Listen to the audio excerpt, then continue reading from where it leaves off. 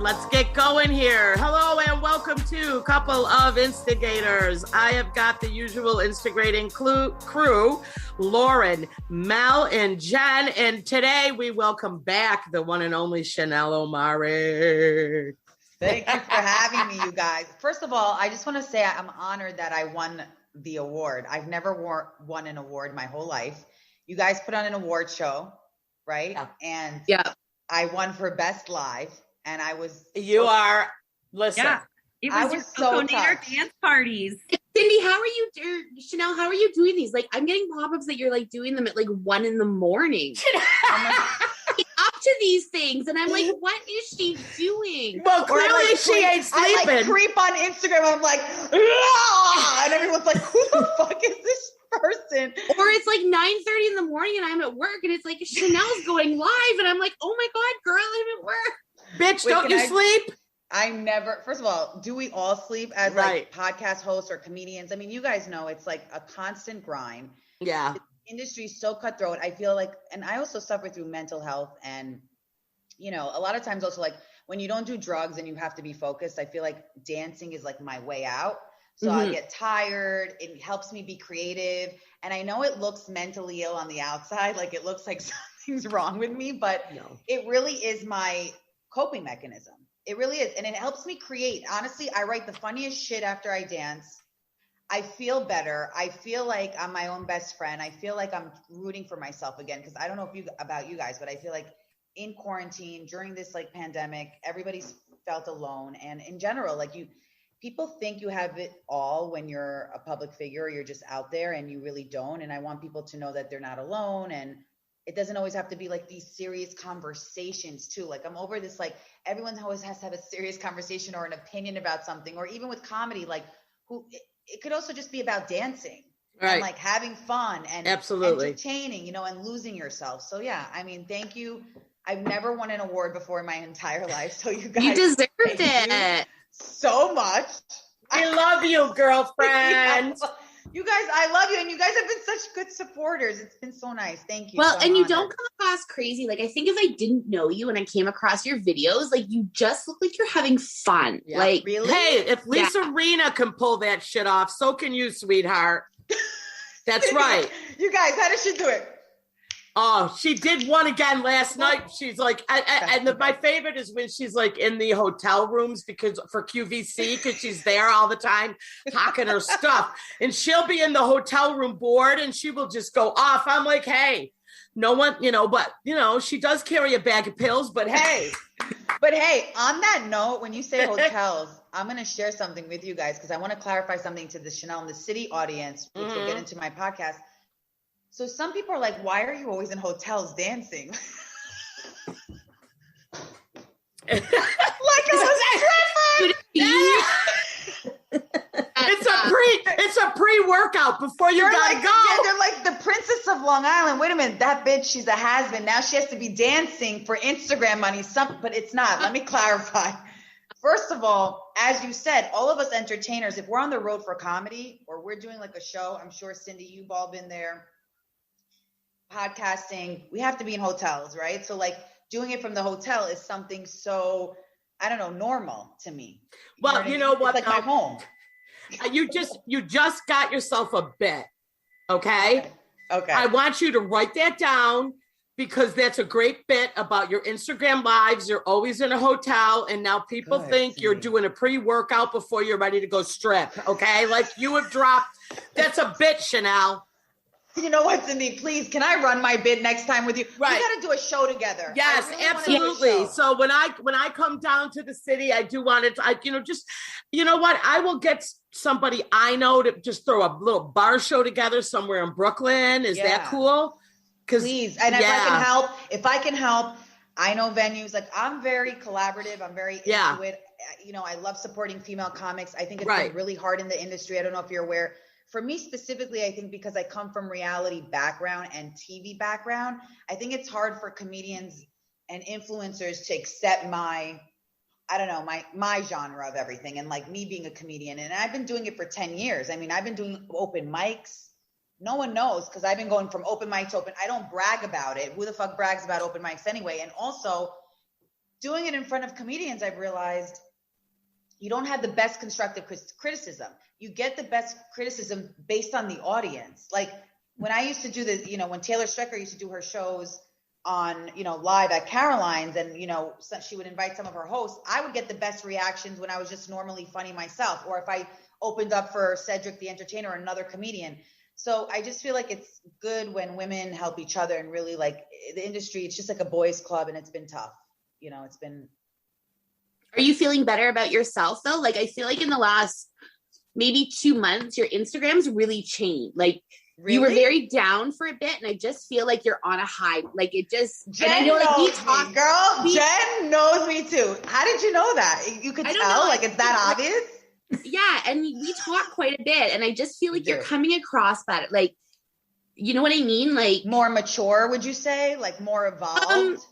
I think happier with yourself, maybe. Yeah, I think so. I think 100%. You had a rough time last year, and I think you've really, like, you're shining now. Like, you've. Thank you. I did. I had a hard time. As you guys know, I struggled through mental health, and I'm very open about it. I suffered through a lot of anxiety. I used to be really embarrassed about talking about it because it was like taboo, but now more people are talking about it. Actually, and my podcast is about, we cover mental health topics with a comedy twist, pop culture. We have a lot of celebrities on talking about how they overcome it. And I'm still trying to cope with it. I think I had a lot of anger in the industry because I felt bullied a lot of times that nobody knew about or couldn't know about. Whether it was other people like bullying me, telling me what I could and could not do, or who I should and should not be, in reality TV or in general, just in entertainment. And I think I was so angry and unhappy with myself because someone wanted me to be someone else. Does that make sense? Like, I always had to strive to be someone better. You're trying to put on a show all the time, right? The time. Like, and it was like, it was like not good enough for even my celebrity friends or regular people. And I was like, why can't I just be me? Why can't I just be like a 12-year-old, Joe Pesci, Jewish Joe Pesci, sounding like fucking boy going through puberty and acting like myself? Like, why do I have to be high maintenance? Why do I have to have an image? Why can't I talk to my fans like they're my friends? Like, what is this whole, like, bullshit? It's what I felt was like pressure. And, I'm a very down-to-earth person. Normally, I'm very chill. I come from a, like, very simple family. If I had it my way, I would be simple, but I do have this, like, other side. I think that I like fame because it keeps me on my toes. I think that I like being creative because I want to help people feel less alone with telling people stories. It's not even about fame, like, hey, let me be famous for the vanity reasons. It's like, hey, I want to be known so I can impact other people, and they care enough to come to my channel. They care enough to come see my comedy and laugh and feel better. But I was very down. I was very down for many reasons. My show being canceled, that has a lot of, it takes on your mental health. When you're in the industry and you think you made it and you have one break and it's a hard enough industry and then they cancel you, which it's not their fault, it's not your fault, it's hard on your mental health. And so I was going through a lot of, like, am I worth it? Am I going to succeed in this industry? Am I funnier? Am I funny enough? Am I good enough? And, like, at some point I was like, I don't give a fuck what anybody thinks. I feel good enough for myself, and that should be enough. And I had to change the narrative. So I try to transition of, like, you know what? Every time I'm angry, I'm going to post something happy. I'm going to try to come from love.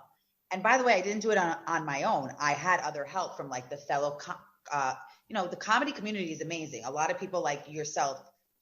I was grateful to meet you guys, the podcast community.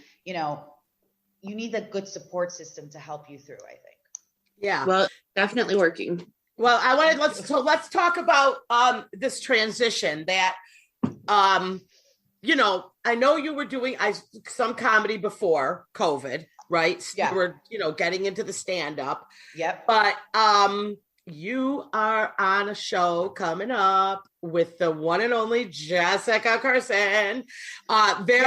Very exciting. I hosted for her last week, yes. Chanel. She is an amazing, kind person. Okay. Gave me a lot of good advice, gave me a lot of tips. Please share if you have them. Yeah. So, okay. So Mel also does stand up. Mel. Okay. Yeah. And I know with COVID, it's been a very rough year being able to work out our new material. Okay. So Mel does a lot of Zoom shows. I'm not comfortable. I feel like I'm an animated comedian, and I don't think my material hits without you seeing me physically. I mean, I know I do the facial expressions on the stage, but it's more for me. It just feels bizarre. But I'm going to keep pushing through. I've been telling Mel. I've already done a couple open mics. I went to a writers meeting with a bunch of women from all over. Yeah. So that's what's cool. You can meet people from all over. That's what I like. That's been great. So Chanel, what I would need to do is number one, advice to you, which I'm sure you're past this. It's something so simple, but make sure when you get up on stage, take out the mic and move it behind you. Yes. Okay. Very casually move the mic. Yeah. Don't leave it in front of you. Put the stand behind me. Put the stand behind you. So it's like I'm walking, right. And so that attracts people. So I'm like, okay, and then take that mic and move it. And go up there and say, hey, that's a good tip, because I need to know where to put my hands in the beginning. Right. Okay. When you're just starting your opener, move that mic. Okay. Everything about stand up. This is going to be like a class. Everything.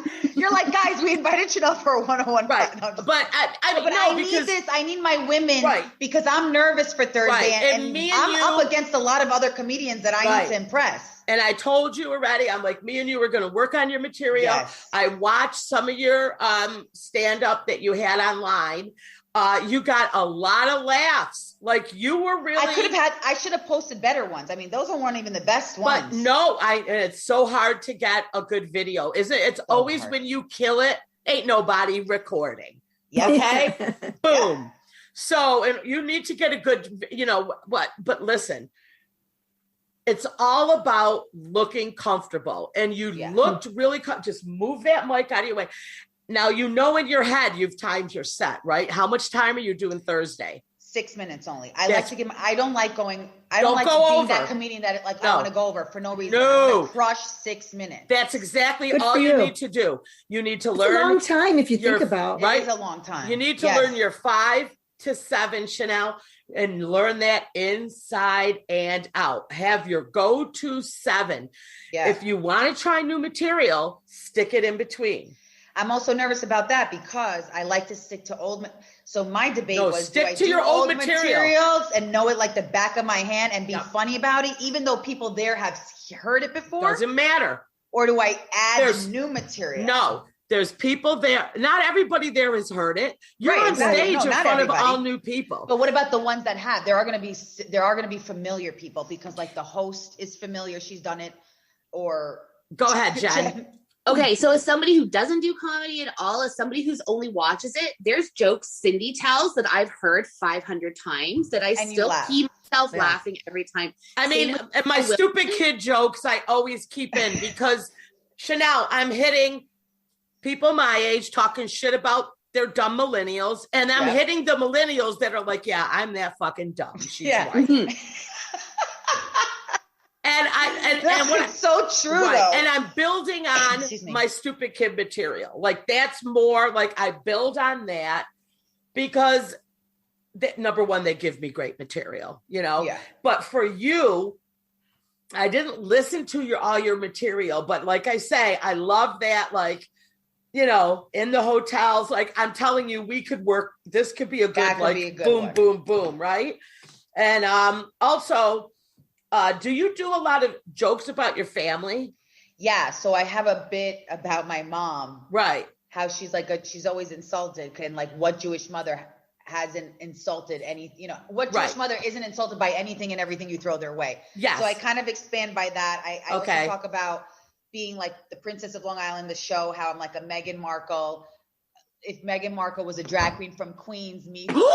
Oh my God, that's the Jewish Joe Pesci or the Jewish Joker, something like that. The Jewish Joker. Those are all great. I remember you did that. Funny. Those were great. I love and then also the whole bit about them, we all want to be feminists when it's